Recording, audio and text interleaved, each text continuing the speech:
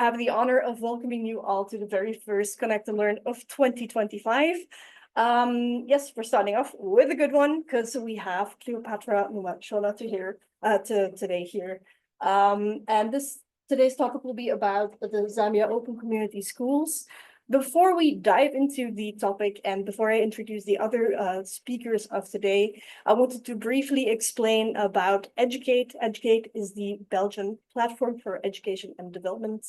And we have 50 actors or organizations in Belgium that are working in education. So that is also why we are organizing these Connect and Learns to collectively come together and actually learn from one another. So yeah, we have the opportunity to sit here and both online and in person and learn something.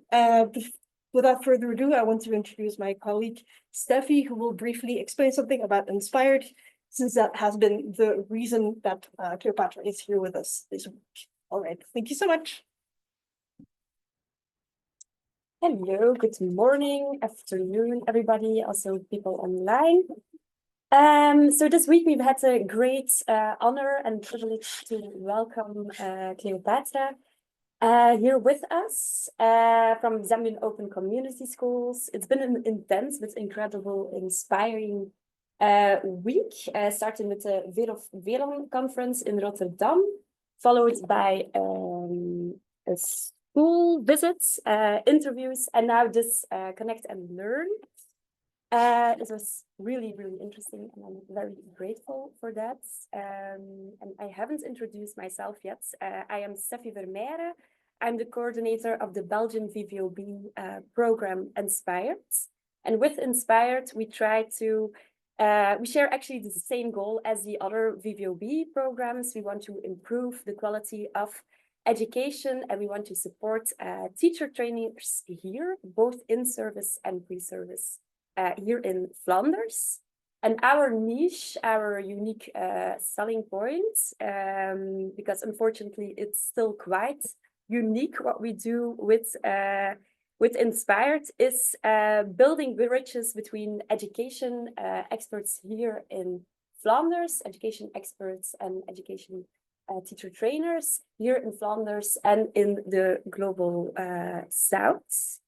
Because we tend to overlook the fact that actually in the global South, in Africa, Latin America and Asia, there are already these very inspiring practices. We always look to Scandinavian countries, our neighboring countries, but we believe that we actually can learn a lot from other type of contexts as well. Challenges that schools face, like cultural diversity, multilingualism, climate change education. These are not so unique to our context. On the contrary, these are the same challenges where we see incredible initiatives happening actually in the global South, where people already have developed very effective solutions and creative ideas. So this same goes for parental engagement, actually. Here in Belgium, we often struggle with questions like, how do we reach diverse groups of parents? How much should parents be involved in their child's education? And in many schools, there's like this kiss and ride zone where you just drop off your child and then you say goodbye, and maybe 4 times a year you go to the school to have a talk about their grades. But then we ask ourselves the question, how does it come that we can't seem to reach some parents? And in Zambian Open Community Schools, it's actually at a whole other level that this parental engagement is happening. This would be unthinkable. There, the school is the parents, the school is the community, and the sense of ownership over children's education is on a whole different level. So this week, we've already had these great exchanges between Cleopatra and teacher trainers, also parents and also school leaders here. And despite our very different context, we've noticed that we actually can learn a lot from each other. And that is exactly the goal of the Inspired program. So I'm very happy to see that. And I'm very happy to have Cleopatra here with us. And I give the floor to you, Cleopatra. Sorry, not true. I give the floor to Stefan. Okay, thank you. Thank you, Steffi. Yeah, good morning or good afternoon, everyone here and also online, of course. My job today is quite limited, so my job is to introduce the central speaker of today and also moderate the Q&A. Briefly introduce myself. I'm Stefan van der Wallen. I'm a Global Strategic Education Advisor here at VVOB. And yeah, maybe briefly, just also appreciating the fact that Cleopatra is here with us. VVB and ZOX have been working together for a long time in Zambia. I recently found out even today that our collaboration goes back to 2012, where we worked together on ECE and primary education. Most recently, we've been working together on scaling and sustaining the catch-up program in Zambia.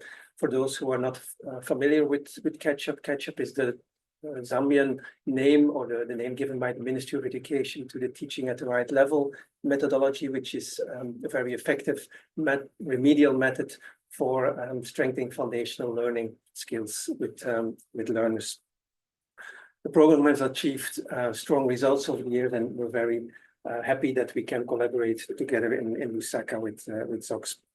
So let me briefly introduce our central speaker for today. So Cleopatra Muma-Chona is a development expert with over 20 years of experience in the government and NGOs in Zambia. She specializes in project management, policy and advocacy, focusing on improving education in community schools. She's a strong believer in parental and community involvement, and she sees engaged families as the foundation for a child's learning. She champions the ZOX community model, which she will, I hope so, explain in more detail, which has provided sustainable access to education for all children, regardless of their background, for over 13 years. As a speaker and advocate, she promotes education as a human right and supports community-led initiatives. She's currently the executive director of Zambian Open Community Schools, or in short, ZOX, as a leading organization in community education. So how this webinar will continue is we'll have a presentation from Cleopatra in two parts. I believe the first part will focus a bit more on, let's say, the ZOX model for community engagement. Then we'll have a Q&A, about 15 minutes. You're welcome to, for those online, of course, to put your questions in the chat, and then we'll try to kind of combine them, group them in kind of sensible blocks. And then Cleopatra will present the second part of the presentation, which will focus a bit more broadly on, let's say, grassroots, more, let's say, on the funding models and also on, let's say, more recent policy developments in Zambia and the future of the community school model. And then again, we'll have a Q&A session. Yeah, and that's it. I think then for those here, there will be lunch. Okay, so without further ado, I'll pass the floor to Cleopatra. Thank you very much. I am very excited to be here this morning, and thank you for those joining us online for this conversation that we'll be having. Thank you to VVOB for the invitation to just come and share about what we have learned over the years using the community model for provision of education. So I'm really excited to be here. Definitely the context is different, but the learning could be something that others could pick and probably amplify on. As an organization, we believe in locally led initiatives with potential that they could be globally scaled. And this is why I'm here doing this, at this platform to connect and learn. I have learned, it has been a week of learning. Of course, a little under the weather because then I'm coming from a very warm place and into the cold, but I'm excited to have adjusted. So allow me to share a little bit about the organization. So ZOX is a local NGO, or Zambia Open Community Schools is a local NGO and started over 30 years ago in the country. So we have been working using a concept of organizing communities to provide education, especially in under-resourced communities. So the communities have been well organized in such a way that they have seen the need to provide education, especially in areas where education was not available. So as indicated, my presentation, the first part of my presentation is going to focus on who we are and how we have engaged communities to provide education. And the last bit of my presentation is going to look at development issues that are developing within the country and also focusing on policy, as well as what the future of community school really looks like. So as an organization, our work is divided into three parts. We have advocacy and influencing, we have capacity development, and we have service delivery. So around advocacy and influencing, we engage with government as well as parliamentarians to ensure that they see the need to provide education as a service to the citizens across the country. Under capacity development, we work with colleges of education to ensure that we have quality teachers that can go and teach in the schools. Under service delivery, this is where we look at water and sanitation and hygiene in schools. We also look at school feeding. School feeding is still a big issue in my country because we do still have children that come from impoverished households. And then having a decent meal at school helps them to stay active in school and to participate in school. We also look at bursary support for learners that come from vulnerable households so that they're well supported and are retained in school. Distribution of teaching and learning materials, solar-powered computers. We live in a global village and we want to prepare our children for the globe. So we are not just preparing them for the context that they are in, but we want to prepare them for the world.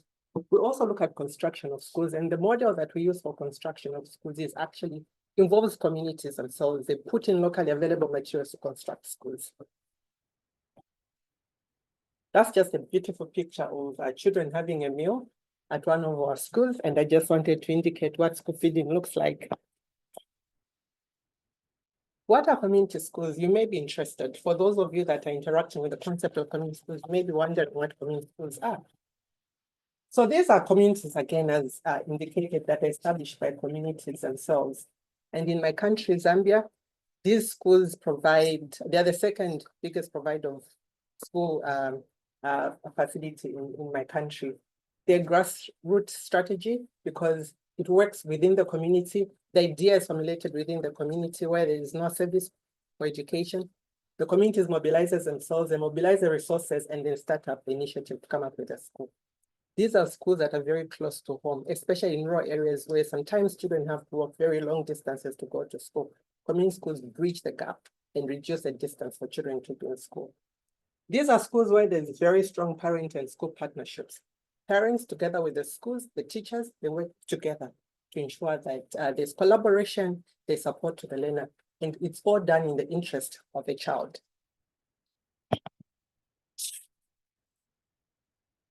I know that's a bit crowded, but I just want to indicate that the journey community schools have undergone through from 1992 to where we are currently. A lot of things have happened. Policy reviews. When community schools started, they were not recognized by government because the government thought these are substandard institutions providing education.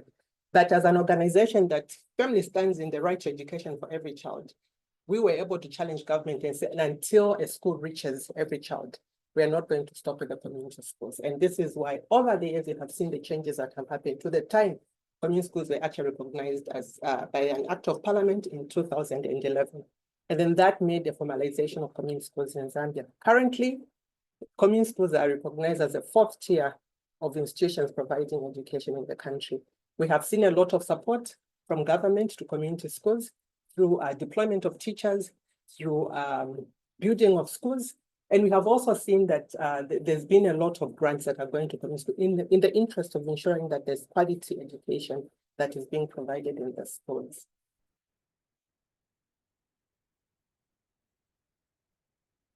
You may be wondering, what is the relevance then of community schools? Community schools are very relevant because they increase access to education, especially for vulnerable children, especially in the underserved rural areas of our country. We do have a wide country with 10 provinces, and we do still have provinces that still have very limited school facilities. Therefore, community schools contribute to access to education. As of 2020, about 20% of primary school children were catered for by community schools. That's a huge contribution.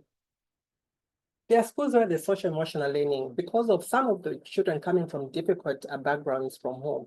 Schools then provide a space for social support and emotional support for these learners to be able to to be served whilst in school. There are also basis for accountability because there's an interaction that happens between the communities, the parents, and also the service providers. So there's an ongoing conversation that goes on, which brings about accountability in whatever is going on at the school. There are also points of advocacy and influencing. Community schools, because of the way they are mobilized, we have the rights holders who are the citizens. They hold the service providers who are the Ministry of Education, for example, using their own structures that they have.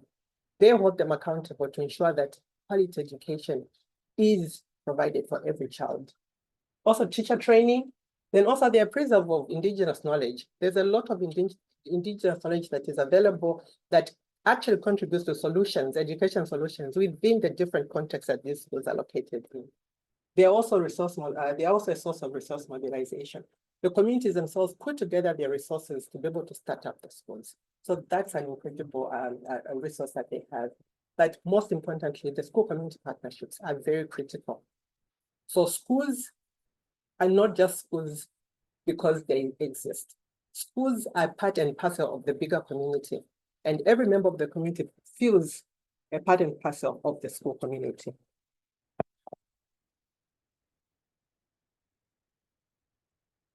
Because of the community school model, the focus is to ensure that children are given a good start into school.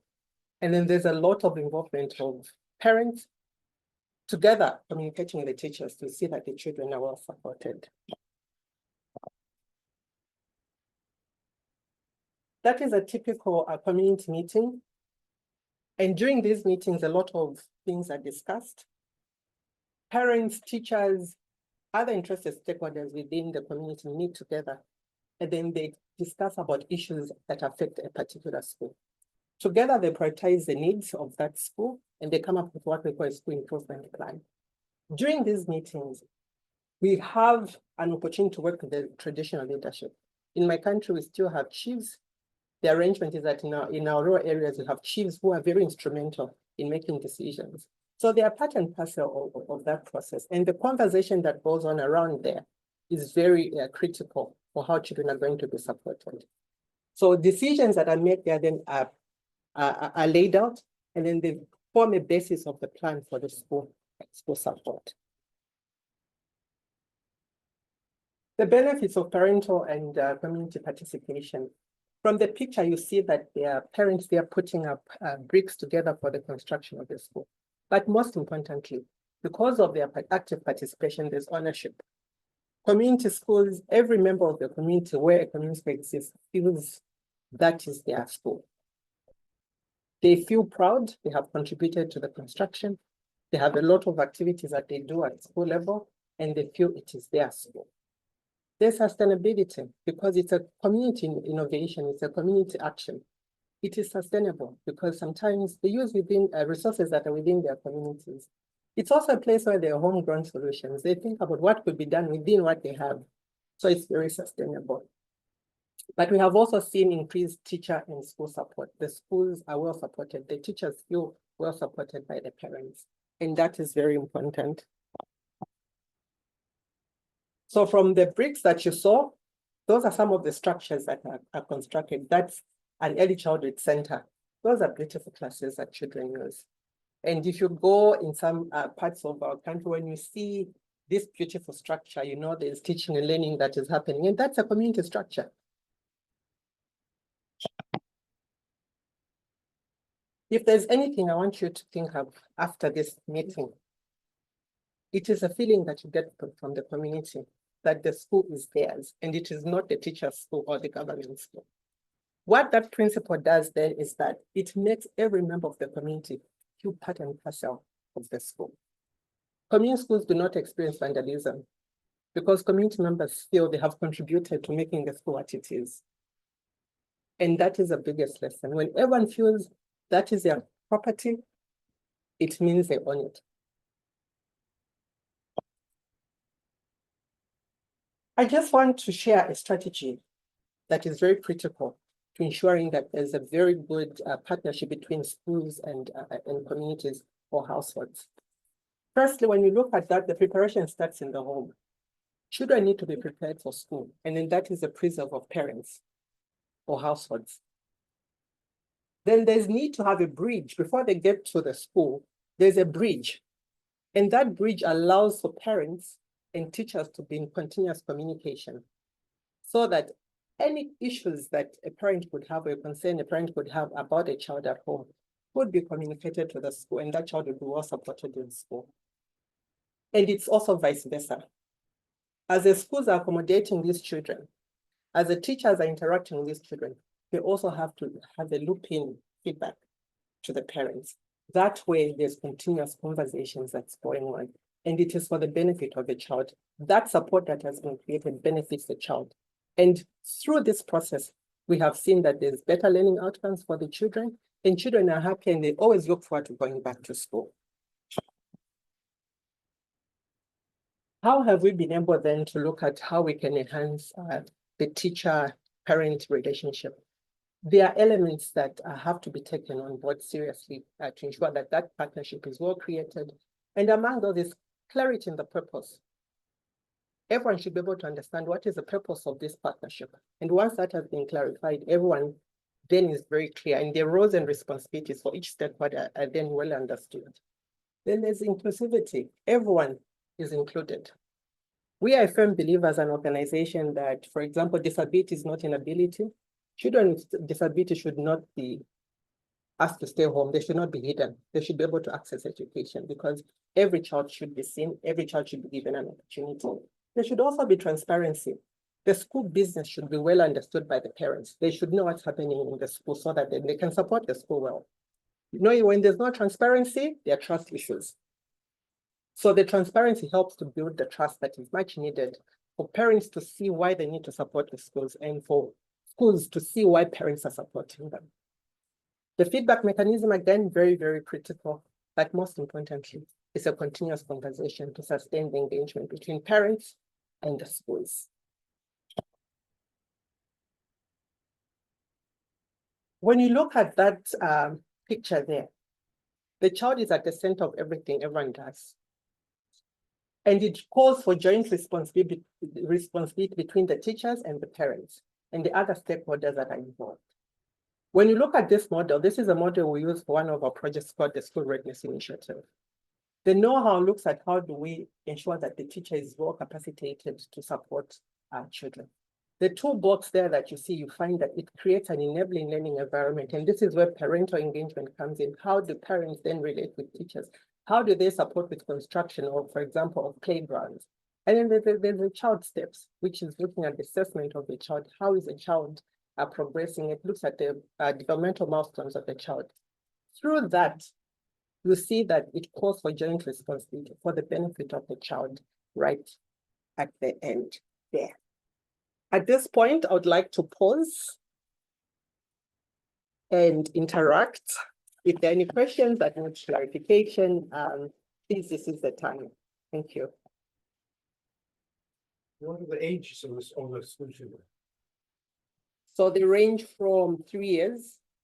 With the we do have what we call the early childhood section, which caters for children between 3 years to 6 years, and then we have primary section, which is from 6 years to about 12 and 13. And in some cases, we still have older children that start school late. So we may have 16-year-olds that are still attending primary school.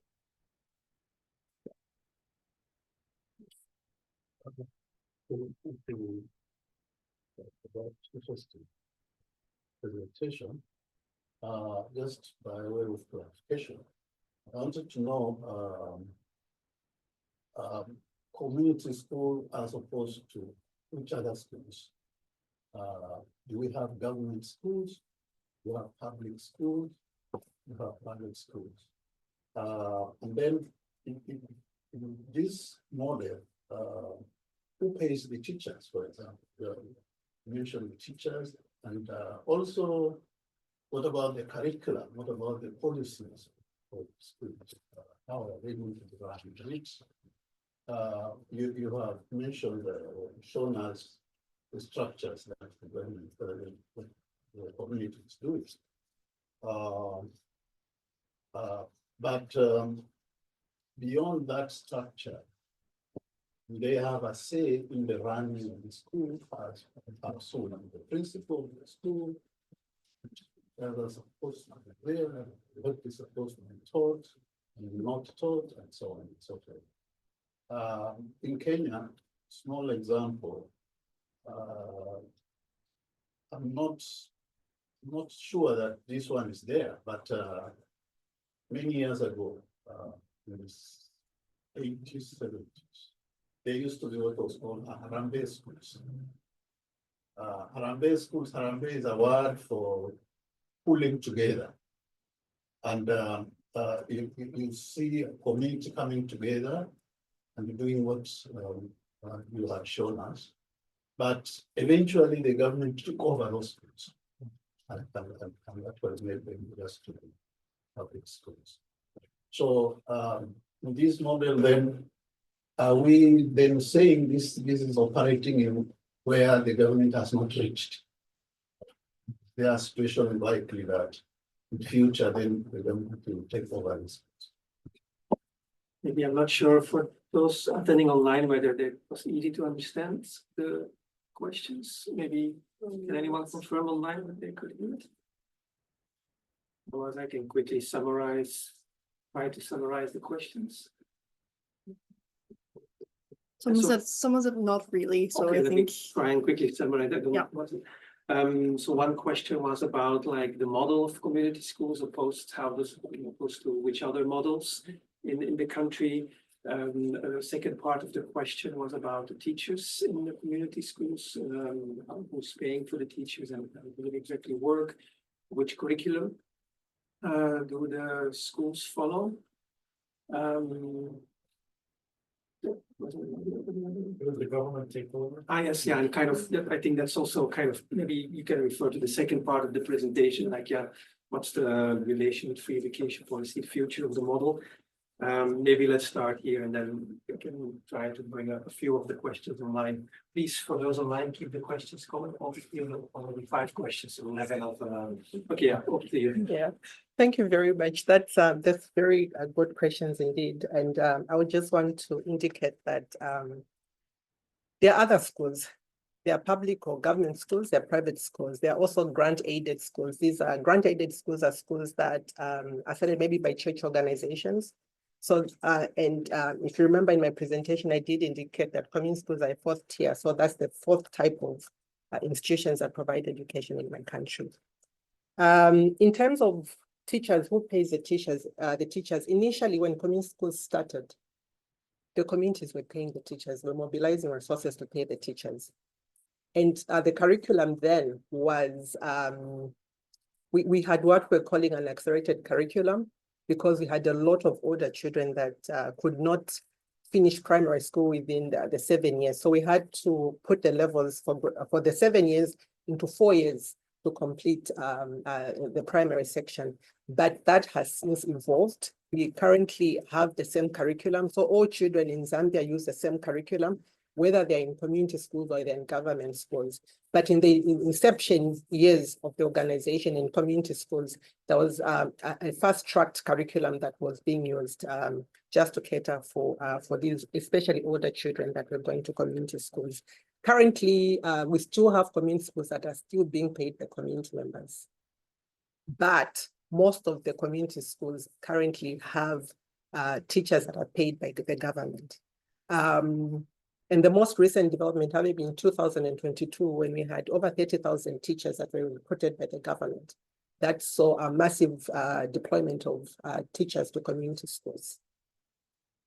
And then the other question was around the takeover.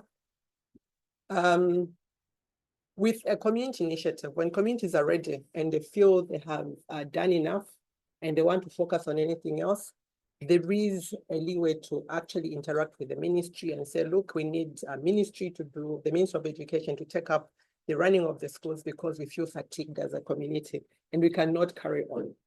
So that is a leeway that is there. But in terms of total takeover by government, we are looking for that time that happens. Currently, the possibility is not there because we have seen, even with the current policy in place, we still see a lot of children being underserved or not being served at all. they're not accessing education because there's no facility very close to where they live. So that still creates a gap. And because of that, we still see that community schools are still an option. And even up to this day, we still have community schools that are being started by communities to cater for the children that are not being served. I hope that does answer your question, sir. Thank you.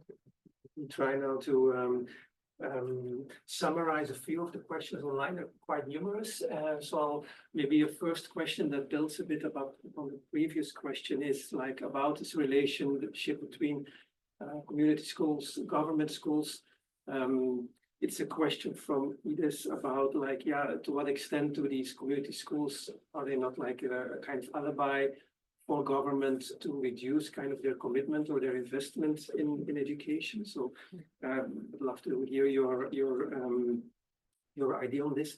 And then maybe some more information about the model, about like what's the current share, because you mentioned the largest or second largest provider. So what's kind of the current share of pupils in community schools nationwide?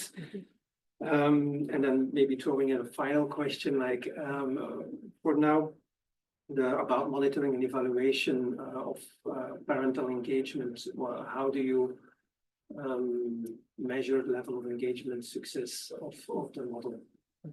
Okay. Thank you very much. I think to start with the first question around our community schools and how they relate with government, and I did share in my preamble that the whole concept of community schools was actually started because there was a service provision gap. Children were not accessing education in some communities because there was no service, there was no schools. So communities mobilized themselves to begin something. And because communities mobilized themselves, it took a lot of advocacy and engagement for government to realize that the type of education that was being provided in these institutions was actually quality education. It was a process, it was a lengthy process. I did share that community schools started around about 1992, and the recognition of community schools formally by the government was only done in 2011. So that's over a decade of continuous engagement with the government. But in the meantime, children were still being served in these schools because those are the only schools that they had. And it meant if there was no community school, it meant children were not going to be accessing education. So there was an ongoing conversation even before the formal recognition through an act of parliament. So there was the support that was going on, and support, actually government started supporting these schools, and they asked, for organizations like my organizations that were working in community schools, how we could then mobilize the schools and start supporting them differently. How do we prepare the teachers so that they can be quality teachers? And you may ask, what type of teacher did these schools have? These were volunteer teachers trained and waiting to be recruited by government. And in that waiting process, they just didn't want to sit back home. They thought they could provide the service within their communities. So they were already trained teachers that were providing quality services within there. Did I miss the other question? Monitoring and evaluation. Yes, yeah. Okay, thank you. So around monitoring and evaluation, again, when you mobilize a community as well, you know where the communities are at the point of entry. So what we have done, the system we have devised when it comes to monitoring how the community is progressing, is when we look at where they were at a point of engagement. By the way, the role of our organization is to facilitate. We don't own these schools. These schools are owned by communities. We provide the facilitator's role, and then give the tools and guidelines that these schools could mobilize themselves, after which they run the schools, because this is supposed to be community-run initiative. So we only ensure that we give the community school, the tools that they need, we create the awareness that they need, we give them the right materials to start off, and then they mobilize themselves. So how we do our monitoring and evaluation then for well-engaged communities, we do an assessment where the community was before the interventions and where they are at the point we visit them. So we have created a system, for example, if there was no school, one indicator would be having a structure. When we started, there was no structure. After so many months, depending on the plan that they come with, they have a structure. We tick, there's something, the community is moving. And then we also look at the leadership of the community. How well engaged are the leaders of the community? I did indicate that community schools thrive on the goodwill of the leadership, the chiefs, the headmen. How willing are they to support the processes that are happening at the school? And where you find that there are well-engaged leaders, you find that even the school projects move at a very fast rate. Even the growth of the school is dependent on the leadership of the community. Of course, there are communities that are laid back and they're not moving in the direction they should be moving. But even then, we still have to create a space of engaging them and telling them, do they want to support their children? Because by the end of the day, everything is done for the interest of the child. And how are the different stakeholders within the community engaged? But more so, there's also monitoring that happens by the Ministry of Education. So the Ministry of Education actually checks for the standards, for the quality that is being offered in this school. So that is also another tool that is used to ensure that the education that is happening in community schools is actually of good standard. So there's also a component of monitoring from the Ministry of Education. I hope that does respond to your question. Thank you. Thank you very much. Yeah, there were quite some interesting questions coming in. I'm also looking a bit at time. Maybe a few more questions before we move to the second part of the session. There are a few questions coming in on inclusion. What are some of the challenges the schools experience in terms of catering for children with disabilities? There is a specific reference to neurodiverse disabilities. So that's one question. And then also an interesting question about, like, parents are very much part of the school, of the model. To what extent do they have a say in, let's say, the content of what is being taught, pedagogies that are used or not used? And yeah, perhaps there are some prejudices among parents about what education should be, what pedagogies should be used. So are there any tensions, or what, how does that work? Yeah, let's keep it to those two questions for this part. Yeah, thank you very much. When it comes to inclusive education, I think it's very important. Of course, I want to indicate that there are certain disabilities that require specialized services, which at school level may not be accessed. They may need a referral to specialized agencies. So for the disability that I think the person that asked the question referred to, the neuro diverse situation, it needs specialized treatment. And currently it would not be handled at a school level. Of course, the teachers are trained in inclusive education, but depending on the type of disability, there's a referral system that is created between the school and other specialized agencies. But for other disabilities that can be managed within the school level, those are handled by teachers that are trained in inclusive education, because there's a component of inclusive education for all the teachers that are being trained. So that is being handled there. The other question again, remind me, please. About, like, the involvement of parents, and to what extent do they kind of have a say in content, curriculum, pedagogy that are being used in schools? Okay, thank you very much. So I think with every structure, there is rules of engagement, and there's also the expert, and then there are others that have to believe in what's going on. For example, teachers do not really have, parents do not really have much say in terms of pedagogy, what goes into teacher training, for example, how should a teacher teach and things like that. But they do have a role to sit in classes and observe how the teacher does a delivery. And if there are any concerns, there's feedback that is given there and then. But also what this means is that if parents also feel there's certain things that they don't see being handled very well around maybe school leadership, and school leadership is broad. For example, how does a school leader then, integrate other stakeholders within the school? If they see that there are gaps within there, I think they raise concerns, and those are concerns that are taken care of. But with every structure, there are always challenges. It doesn't mean it's a perfect setup that I'm talking about. We do have challenges, and sometimes there are issues of mistrust, where parents are not very sure if what the children are getting is the right thing. And they'll have that concern that they'll probably express.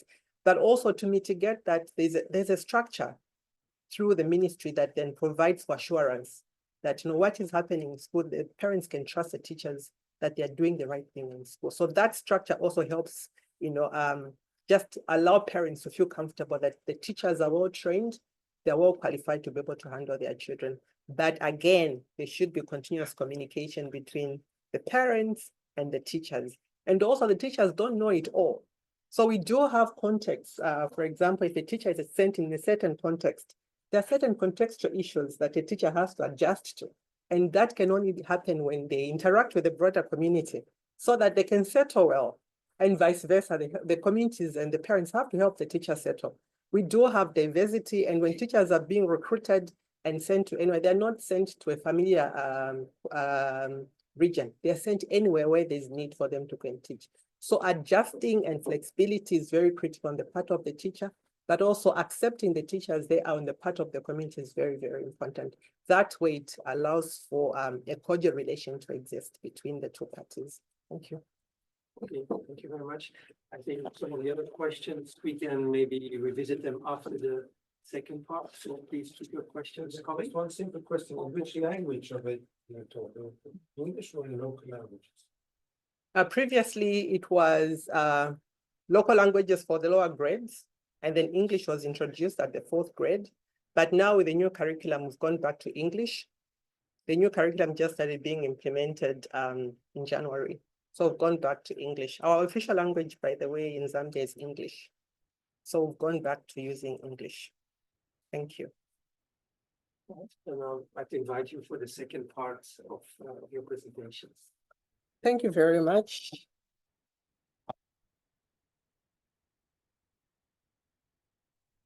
I think in the context of what is happening globally around, funding cuts, it's a very well-known conversation. How does that affect, the development sector? As an organization, we have felt the effects of, some of the changes with funding and the massive changes, USAID announcements with funding cuts has definitely affected our country. But as an organization, I'd want to indicate that, yes, we also have had diversified partnerships and other donors. We still have other donors that are supporting the work that we do. And I also want to confirm that, I don't know, fortunately, for example, for us, we're not having USAID funding at the point of the massive cuts that happened over a month ago. But we had other partners that have been supporting our work. But also the community school model is self-sustaining. The communities actually raise resources to support some of the things, operations of the schools that are happening. But also we have looked at diversified ways of resource mobilization through social enterprises. Our team about 5 years ago thought of how can we sustain funding, because we had been operating for close to 30 years. And we did realize that there was donor fatigue definitely coming along. We have been working with some of these partners for over 15 years, over 20 years. And we were actually planning that there was going to come a time that donors would pull out, because we started noticing that from the grants that they were providing, they changed the way we are granting to contracting with very specific targeted activities. So that meant we needed to start preparing ourselves for the eventualities. So we had to think of how do we diversify our funding, and social enterprises was one way to do it, so that we could raise funds that could then sustain the operations of our organization. But also the corporates. My country has a lot of mineral resources, and we do have giant companies working within the mining sector that we have seen as an opportunity for funding opportunities. And we have engaged the corporates, and they have been forthcoming. We have seen a lot of funding coming our way through the corporates, but also legacy giving. We've had a lot of people, within the country and out of the country that have been friends of our organization that have been given. And some of them have left very huge amounts of money once they have passed on to the organization, because they have believed in the cause and they have seen some of the lives change through the work that our organization has done. So that is another avenue of funding that we have. But most interesting, we do have funding from government. Actually, about 16% funds that we get is actually from the government of the Republic of Zambia. And it is meant for a very specific activity, and this is to pay the volunteer teachers. These are the teachers that are not yet on government payroll, but they are serving, they are providing a service within community schools. So that is another source of funding that we've been getting. And we are very grateful that we get that funding from our government. And with regards the free education policy or education for all policy, some of you could have maybe read about the changes with the government. We had the change of government in 2021, and I think with that came policy shift. And one of the policies that was being implemented by the new government was the free education policy, which was a good policy. And what we have seen from that policy is that it did address most of the major barriers to education. A lot of children are out of school because they could not afford resources that needed to be in school. So with that policy in place, it meant thousands, actually it's estimated over 1 million children went back to school within the last 2 years. That is a huge number of children that were out of school. And if these children were not in school, had it not been for that policy, where would they be? We have also seen that there has been an increase in school grants going to schools, that is government schools, the grant-aided schools, as well as the community schools. And we have seen recruitment of teachers, continuous recruitment of teachers. The last 3 years, we have seen every year there's a recruitment process for teachers that is going on. And the new curriculum is very, very important. So actually, I would call it a curriculum reform, because it is really looking at how do we enhance skills development and preparing the children for the broader world. So that review was very necessary, and I think it stands a very good place to ensure that we prepare our children for what lies ahead in the future, and also incorporating the evolving world that we are living in. So that picture, education is free, but books are not. So in as much as government has put in place a policy that says all children should go to school, and they've taken care of most of the funding that parents should have been putting for their children, books are not. And you all agree with me that books are very expensive. And for a child coming from a household where, food is the biggest priority, buying books is not even something households think about. So that is a big thing. And I would want to indicate that it's one of the things that government has to seriously look into. How do we support children with books? And then there's also high teacher-pupil ratios, because a lot of children have gone back to school. Classes are crowded. And with a crowded class, you agree with me, those of you that have had the opportunity to teach, it's very difficult for a teacher to provide the much needed service to all the children. But also assessments become an issue. Not every child will be assessed. Thereby, it's very difficult to know how a child is progressing, because there are too many children and there's a lot of workload on the part of the teacher. Inadequate infrastructure. So many children have gone back to school. These schools were meant to accommodate a certain number of children. So with an overcrowding school, it means all the infrastructure is under pressure and it's likely to break down. So it means they have no desks to sit on. They have not enough wash facilities or bathrooms to use in school. So that creates pressure. We have also seen a very interesting trend from the time the free education policy was pronounced. In community schools, where parent participation is very, is supposed to be at the center of it all, we saw some reduction in terms of community participation, because parents said, why should we continue doing this when government has said free education? Government is going to do it. And that proves to be a problem. So it means we have to continuously engage the community members. And lastly, maybe you may be asking, I think there was a question that had come through earlier around the future of community schools. I would like to indicate that community schools actually have been formally recognized in the country. So meaning they operate just like any other institution providing education. So that is the future. That recognition indicates the future for community schools. But also we have seen an increase in terms of grants, as well as other resources being taken to community schools.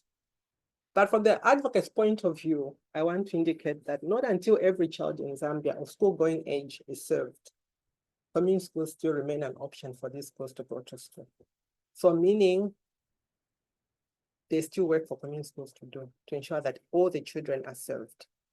Until such a time when every child has been absorbed in maybe a government school, maybe we can talk about community schools. There has been a move by government, of course, to upgrade community schools, which is good.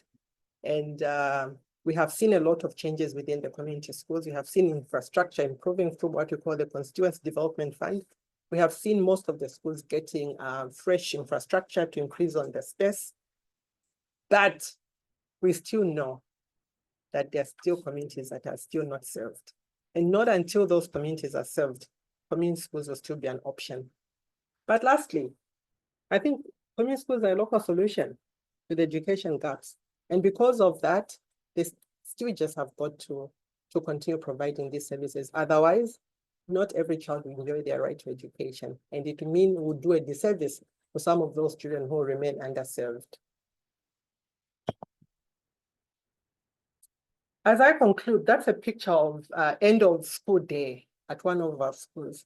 And you can see the happy faces. That's what school should be. Regardless of where a child is, they should be able to enjoy their right to education. And finally, I just want to end by saying education breaks the cycle of poverty. Every child should enjoy their right to education. I thank you very much.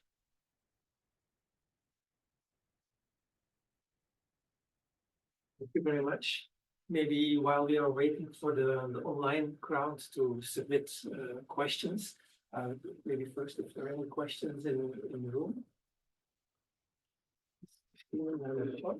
Oh, thank you, Patrick. I'm wondering how big still is the Irish school children problem, and is there enough exercise that's doing it?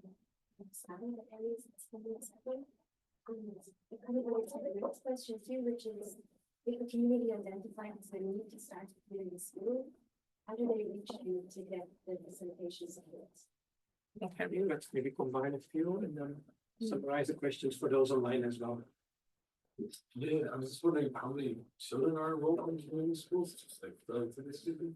And then you mentioned that there's no books that books are not free. Is that for all the primary schools in Zambia? Like the government doesn't provide any books?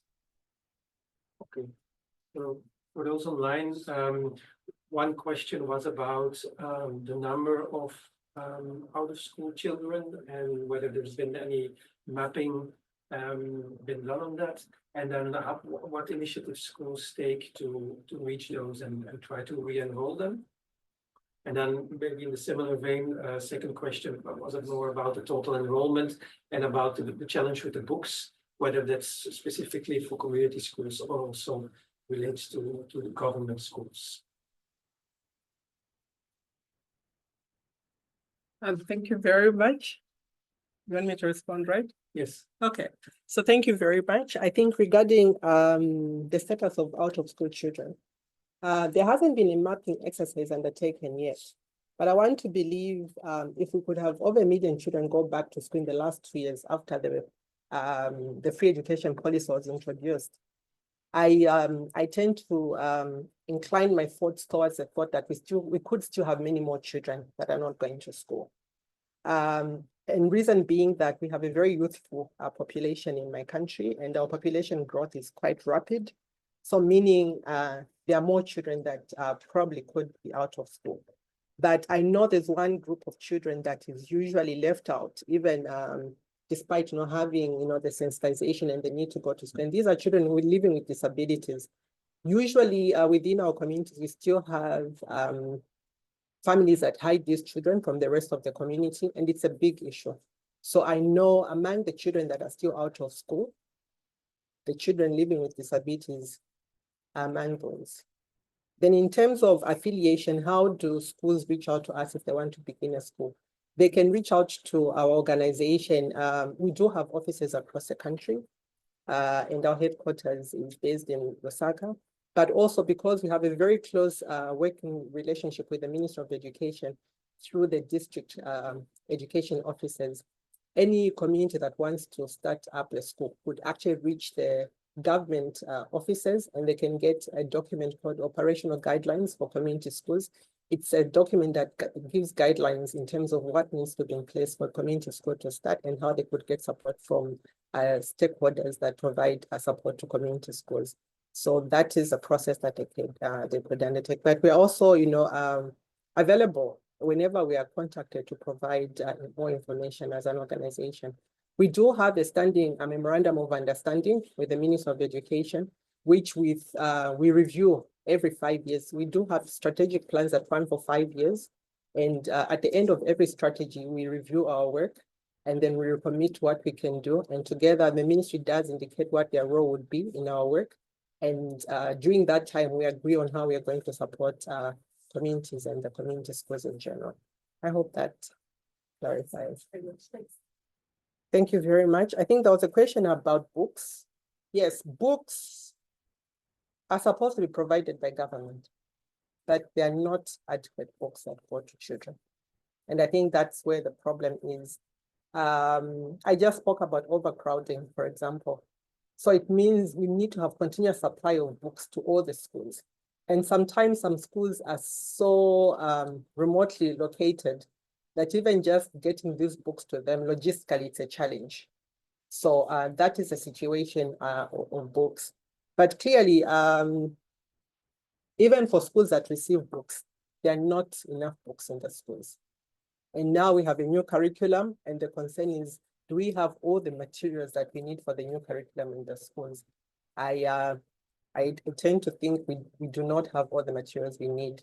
And it's still an area where, different stakeholders have to look into and see how schools could be supported to ensure that the book resource is made available. Because teaching and learning, quality teaching and learning only happens when you have the right materials. Thank you. Let's take a second round. Given the ongoing pressure on infrastructure and that all students cannot be served, as you said, how can new teaching methodologies like outdoor training or these specific methodologies about exchange of knowledge exchange, how could this learning could help in this situation? Okay, that's one question. I'd like to throw in one other question, which was also raised in the chat before about teacher professional development. So you mentioned many of the teachers are volunteer teachers funded by the government. Do these volunteer teachers, how are they recruited? And is there any trajectory for those teachers, or CPD trajectory for them to become government teachers or, let's say, accredited teachers? I'm not too sure I quite heard your Yes, question. but that's why I asked the question, because it's important. You are in a model which is the same that here, but the pressure is too much because there are too many people. So maybe outdoor trainings or a blended learning, new methodologies for knowledge exchange, which will help you also to take on board those students who are not coming to school because they also have knowledge. But well, maybe my question is complicated. Okay. Maybe summarizing for those online, I'm not sure whether everybody could understand. So it's a question about like the increasing numbers of children and teachers. Like, do you work with more innovative pedagogies like blended CPD or outdoor? Well, yeah. Okay. Thank you very much. So when it comes to the teachers, clearly that some of the teachers that were volunteering were not qualified. And one of the things we needed to do was to take them to colleges of education, get them trained, and come back and serve as volunteer teachers as they're waiting to be recruited by government. So these are teachers that have been trained by colleges of education. They are actually qualified to be teachers. Some of the teachers that work in community schools are retired teachers. They were trained previously and they retired formally, but because they have a passion to continue serving in their communities, they come back and provide their services. But in terms of continuous professional development, there are also ongoing platforms to ensure that knowledge evolves. So even for trained teachers, they need to have continuous, professional development to take care of the issues, in the evolving space that they're working in. So there's definitely plans for continuous professional development for our teachers, but also there's a model in some of the schools because community schools also host older children. So accelerated learning, multi-grade, multi-age training, learning is still there in some of the schools. So it means teachers need to be capacitated in such a way that they'll be able to handle a multi-grade, multi-age school. Multi-grade, multi-grade classroom, so that the learners can be also, and it needs a bit of skill to be able to handle such a class. So there's training that is targeted at such teachers then to prepare them for handling such schools or such classes. So definitely the teacher resource, it's very critical. If we have to talk about quality education, we need to talk about quality teachers. So and these quality teachers, they need a continuous process of support. And I'm also happy to share that teachers that are teaching in community schools are part of the Ministry of Education Continuous Professional Development services available. So they tend to benefit from what is in place by government. Thank you. Great. Thank you. Scanning the room, maybe for 5 minutes. I'm just curious, right? So you have from early childhood to primary, then at the secondary level, there's got to be a big, like, do you see a lot of kids dropping out? Is there a big drop off, or are there, the community schools are mostly serving these small rural communities, but there is like a secondary school within walking or commute, like right away? Like, do you see that big drop off? Or have you been able to attract, you've been around for a while, like success stories, and like, do kids face stigma because they went to a community school and then now they're in the secondary school where the kids went to different types of schools? Like, there's two facets. If you see a drop off, you see kids facing adversity in secondary school if they go to secondary school. Could we summarize? So the question is about secondary schools, whether there is the open schools, the community schools focus on primary early childhood. So is there a big drop off in secondary level? Any success stories that you can share? And is there any maybe stigma in secondary school for learners who come from community schools? Yeah, thank you very much for your question. I would like to indicate that in exceptional cases, there are community schools that have been allowed to go on into secondary because maybe that would be the only school that the children would have. But that's a very small percentage because the children from community schools then at secondary level are integrated within the available secondary schools, just like any other child from any school. But in cases where there are no secondary schools, community schools have had to go on. And this is where we had to get the support of the government, because as you get into secondary school, you need more teacher resource, for example, you need more infrastructure, you need many more other resources to support that section of education. So we've had to work with other stakeholders to ensure that then such facilities are put in place for these children to have a place to go to so that they don't drop out. It's true, sometimes we've had situations where our children have had to drop out of school because they cannot go to secondary school. There's no available school nearer to where they live, and their parents cannot support them to travel to go to maybe a nearby district where they could go to access education. And for instances like that, where we have children like that, there are a lot of other NGOs that work within the education sector. And this is where collaboration then makes sense. So for such children coming from extreme impoverished households, how do we support them? So we interact with other NGOs that are working that, for example, have a bigger component on bursary support, that they'll be able to take on these children and take them to secondary schools and support them. But clearly, the likelihood of children dropping off school is there in some cases. But we've also seen children that have persevered. So, location, distance from the next facility has not been the reason they have been taken out. We have seen innovations like ride to school, where children are given bicycles to be able to ride going to school. So there's a lot of other innovations that other NGOs have come up with to be able to support children. And I think that's another lesson that we have actually picked within the space, that we need to be talking with others working within the space, who's doing what, so that we can integrate and leverage on the available resources to support children. So it's really a much more integration with other NGOs and also with the government, because with the current government, we actually have also a bigger component that supports especially girls with the education. So just looping into those available facilities for these children to be able to continue has been critical. But that means you need to know who's doing what within the subsector. And this is why coordination of other stakeholders working within the education sector is very critical for us to know who's doing what and where in what location to enhance the support. Okay, thank you very much. I think that's all we have time for. I'd like to thank you for my part for the interesting presentation. Thanks to all of you for the questions and some nice messages of appreciation in the chat. So please have a look afterwards. And I'll like to pass it on now. Yes. Awesome up again. So I think also in name of the B team, I think yeah, we thank you a lot, not only for this webinar, which is like the icing on the cake, but I think for the whole week it's been very, very nice learning from you and also seeing what kind of a inspirational woman you are. So I thank you very much for this week. It's been very, very nice, very fun. And in name of Educate, I also wanted to say that this was the first Connect and Learn of 2025, but certainly not the last.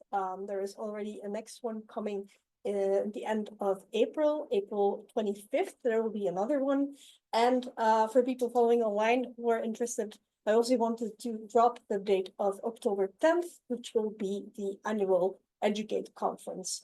More information about that will be coming soon, and also stay tuned for next Connect and Learn webinars. So yeah, I think this is where we wrap up.